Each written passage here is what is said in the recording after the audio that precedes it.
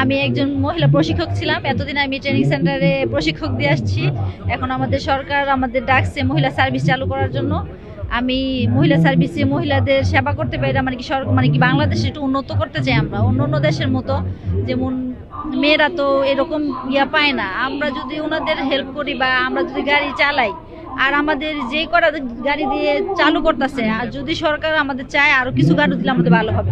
কেননা 64টা জেলায় এই অল্প গাড়ি দিয়ে হবে না। যদি সরকার আমাদের সহযোগিতা করে তাহলে আমরা মহিলা সার্ভিসটা চালাইয়া, মানে কি এটা সবসময় চালাইতে চাই, আমাদের যদি হেল্প করে।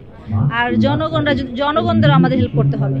আমাদের যে বড় ওস্তাদ আছে, যত ড্রাইভার আছে বাংলাদেশের ভিতরে, সব ড্রাইভার আমাদের মানে পিতার সমতুল্য। ওনারা যদি আমাদের মহিলা সার্ভিস চালানোর সময় আমাদের একটু হেল্প করে, আমরা যাতে এটা চালাই যেতে পারি। ওনারা যাতে মানে কি বাজে কমেন্ট না করে, সবাই পজিটিভ থাকতে হবে। যদি বাজে কমেন্ট করে তাহলে কিন্তু এটা অজরে ঝইরা যায়। আগামী প্রজন্মের যদি হাল ধরতে চাই, তাহলে আমরা তো ইনশাআল্লাহ প্রশিক্ষিত ড্রাইভার।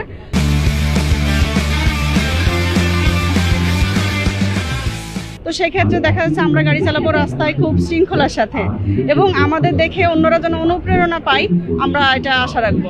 প্রথম হতে কার না ভালো লাগে, বিষয়টা হচ্ছে আমরা প্রথম আমাদের একটু অন্যরকম ভালো লাগবে। যেমন প্রথম পাইলট, প্রথম নারী ড্রাইভার, প্রথম ট্রেন চালক, প্রথম মেট্রো রেল যে চালিয়েছে একজন মেয়ে, প্রথম বলতে একটা অন্যরকম অনুভূতি। তো সেই ক্ষেত্রে দেখা যাচ্ছে যে আমিও তার ব্যতিক্রম না, আমিও মহিলা বাস চালক। তো সেক্ষেত্রে আমি যেহেতু প্রথম, আমার বিষয় ভালো লাগার বিষয়টা একটু অন্যরকমই। ভাইয়া, আমি মতিঝিল বাস ডিপোতে কর্মরত আছি। আজকে আমাদের মহিলা বাস সার্ভিসের শুভ উদ্বোধন ঘোষণা করা হবে।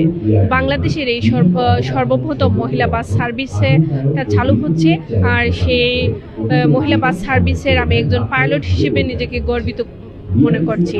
মহিলা নেওয়া যাবে না, বাসে অনেক ভিড়, দাঁড়ায় যাইতে পারবে না, ওই সব দিক বিবেচনা করে মেয়েদের জন্য আলাদা বাস সার্ভিস হয়েছে। এটা আমাদের জন্য অনেক সুবিধা হবে, ভালো হবে। হ্যাঁ, অবশ্যই যাত্রীদের হ্যাসেল কমবে, কারণ এমনি বাসগুলোতে আমরা ছেলেদের সাথে ধাক্কাধাক্কি করে উঠতে হয়। এখন ওই সব ব্যাপারগুলো থাকবে না, মেয়েদের জন্য অনেক সুবিধা হবে। সব মিলে ভালো। আলহামদুলিল্লাহ, আমার কাছে ভালোই লাগছে যে মানে মহিলাদের নিরাপত্তার জন্য এটাই আমরা শুভকামনা করি, যেন দেশটা যেন আরও সুন্দরভাবে যেন হয়। এটা আমার কাছে নতুন, তার সাথে অনেক অবাক। যেহেতু আমি বাসে উঠি না, তারপরে আমি বলবো আমার দৃষ্টিতে এটা খুবই সুন্দর একটা ব্যবস্থা করেছে।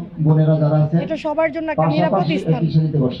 আমাদের হ্যারাসমেন্ট যে হতে হয় বাসে উঠলে, ওই জিনিসটা এখন হবে না।